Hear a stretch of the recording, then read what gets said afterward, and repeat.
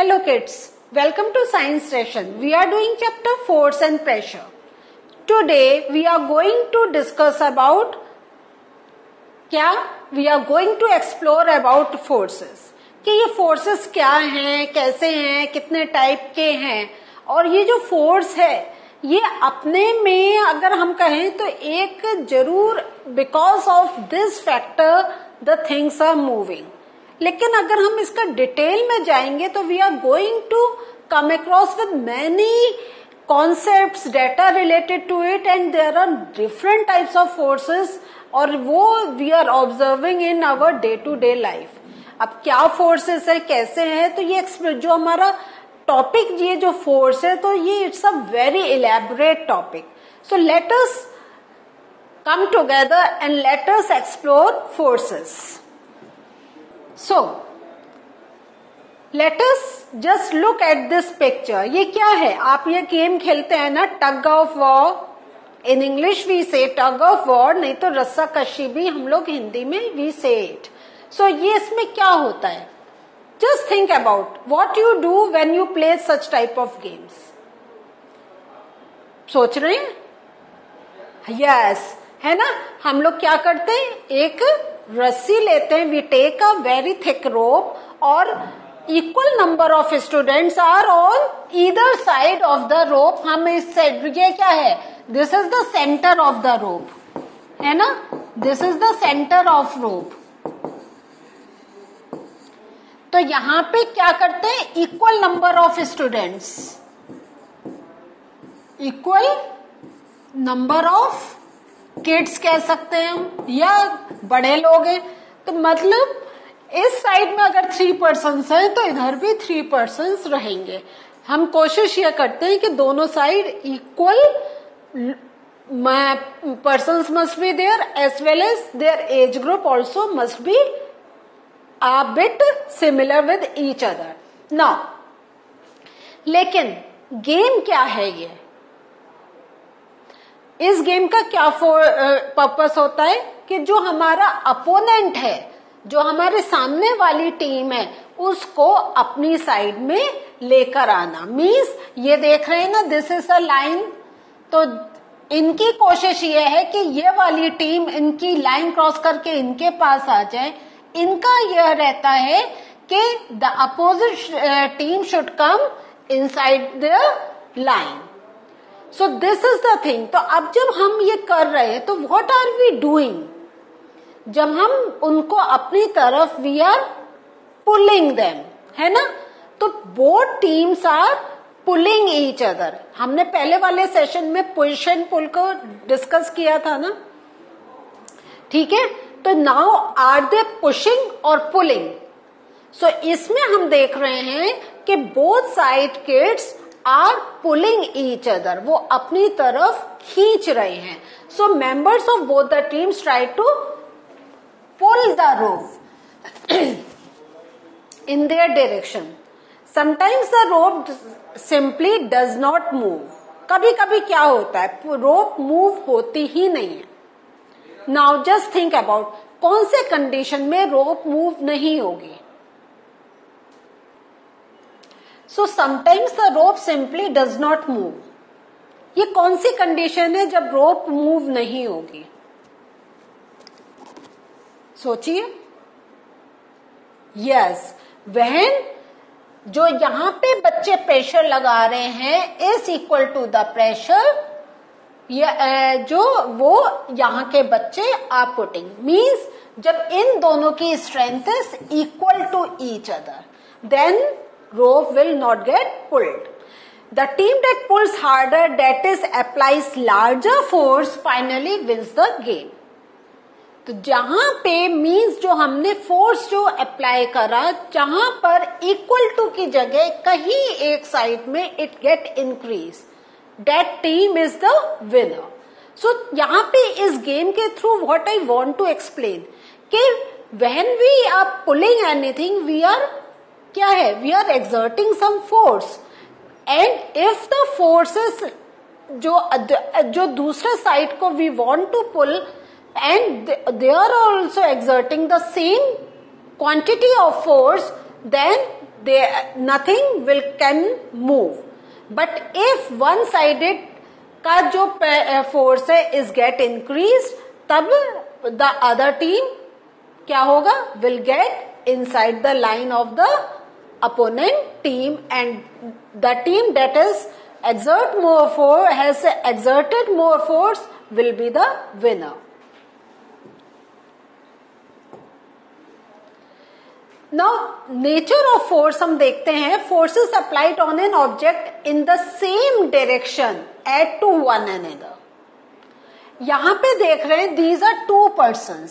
क्या है, there are two persons and two persons क्या कर रहे हैं, they are applying force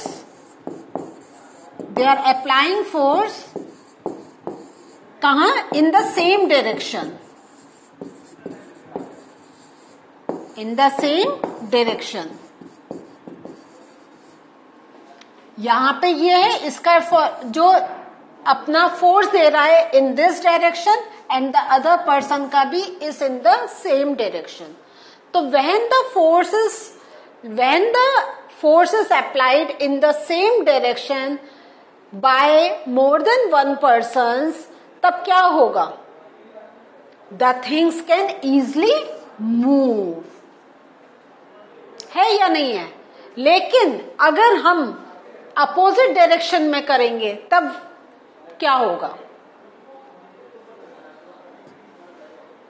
like in this case के the box is same, persons are same, but ये जो फोर्स दे रहा है is in this direction and इस पर्सन का the force is in this direction. तो क्या है, the forces in opposite direction, the forces in opposite direction. तब क्या होगा, तो if two forces act in the opposite directions on an object, जो net force है, the net force that is being applied on the object, तो क्या होगा, तो the net force acting on it is the difference between the two forces. Now what is the meaning of this? Difference between the two forces means अगर यहाँ पे जो ये force apply कर रहा है और यहाँ जो ये फोर्स अप्लाई कर रहा है, if they are equal, this box will not move. लेकिन ये बॉक्स उस डायरेक्शन में मूव होगा जहां पर फोर्स ज्यादा जिस डायरेक्शन में एक्सर्ट हो जाएगा. सपोज अगर हम कहें ये 40 न्यूटन का फोर्स इधर अप्लाई कर रहा है एंड ये 30 न्यूटन का कर रहा है, तो डिफरेंस क्या आ गया, 10 न्यूटन. तो 10 न्यूटन का फोर्स इस डायरेक्शन में, because this is 40 this is 30, तो 30 तो नलिफाई हो गए. जो हमें डिफरेंस क्या मिल रहा है, 10 न्यूटन का. तो वो 10 न्यूटन का फोर्स इस साइड में लगेगा and the box will move in this direction, means towards the right. So this is the meaning कि the net force acting on it is the difference between two forces.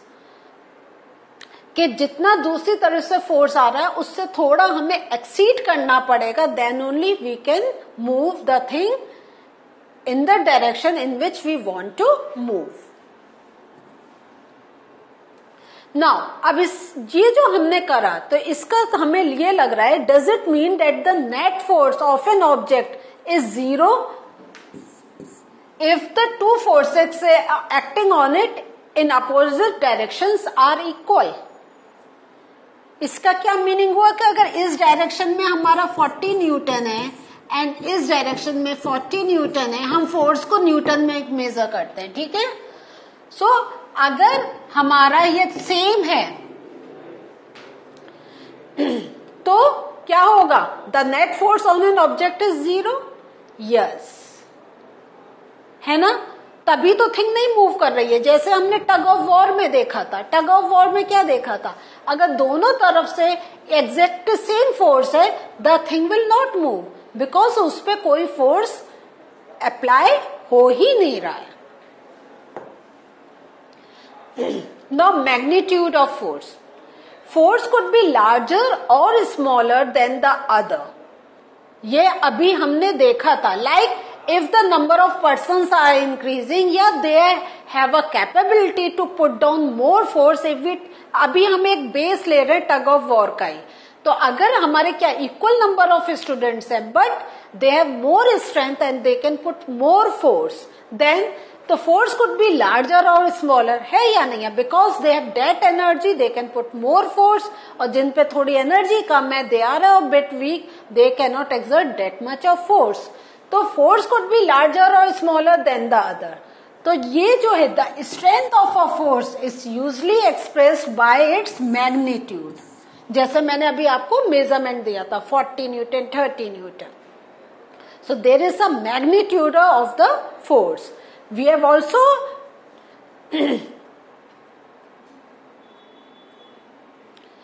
और उसके साथ हमें एक चीज और क्या करनी है, we have to specify the direction in which the force acts. This is also very important. there is one object like we have seen in the case of the box. So there is a object and there are the force that is applied on that box, पर difference कैसे आएगा कि in which direction it is being pulled या pushed. Means अगर दो लोग हैं and they are working in opposite direction then it would be difficult अगर if they are putting the same magnitude of the force. But if both are on the same side and they are exerting their own force, then वो क्या होगा, वो हमारा जो force है that will get added up and the thing will move. इसको मैं example से आपको समझाती हूँ कि suppose this is a box. The force is applied over in this direction and the force is applied in this direction.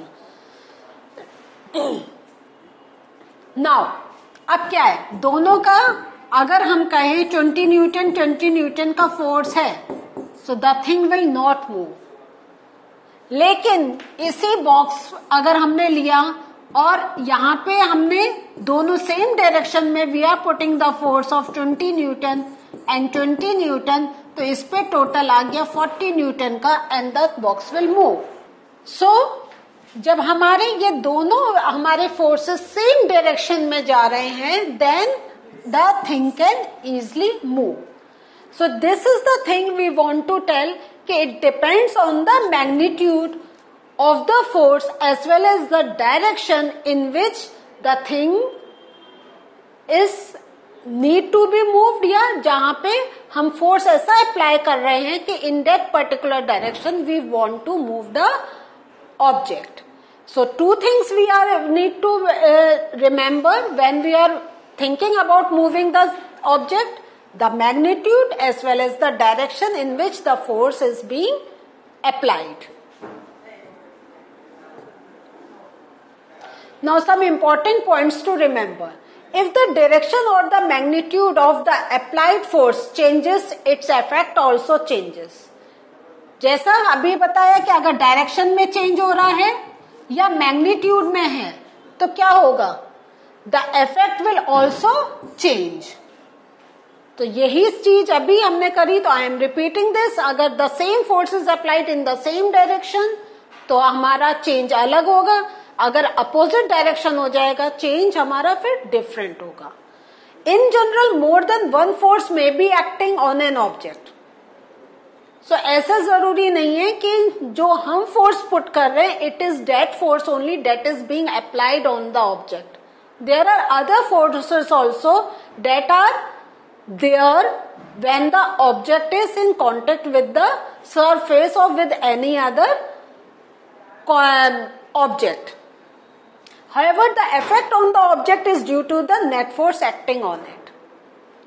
So this means अभी आपको इसमें क्या है, एक हिंट मिल रहा है कि अभी जो हम बात कर रहे हैं, like we are taking the example of this box, and if we are putting a force here, so it is not that force that is being exerted on that object. There are other forces also. तो अब main इस point से you need to understand this thing कि जितने type के forces इस object पे लग रहे हैं वो सबका with the direction and with the magnitude, जो उसका जब हमारा पूरा कैलकुलेशन होता है तो वो पूरा नेट इज बीइंग कैलकुलेटेड कि कौन किस डायरेक्शन से कितना फोर्स है, ठीक है।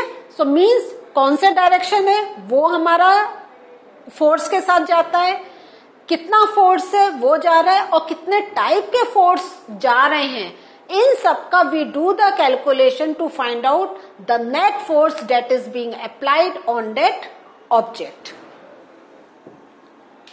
So what did we learn today? Today we learned about something more about forces. तो थोड़ा आप हो सकता है अभी आपको क्लैरिटी नहीं आए कि because now in towards the and I have explain you that it is not the force that हम ऊपर से आपको दिखा रहे हैं कि कोई पर्सन या कहीं किसी और एक बाहर से कोई चीज उसको पुश कर रहा है या पुल कर रहा है. और भी बहुत टाइप के फोर्सेस हैं जो जब बॉडी या कोई ऑब्जेक्ट किसी और थिंग से जब कांटेक्ट होता है, इवन अगर वो सरफेस से कांटेक्ट में है, तो there is some force that is being applied by the surface also. अब ये सारे कौन से फोर्सेस हैं, what are the different names of these forces, in the coming sessions we will learn. तब आपको इस चीज का और ज्यादा क्लैरिटी होगा कि what type of other forces I am discussing about. लेकिन आज की जो मेन लर्निंग है वो ये है कि direction also plays a very important role when we are talking about the force that is being applied on any object. So this was the learning. Going to meet you again in the next session. Bye.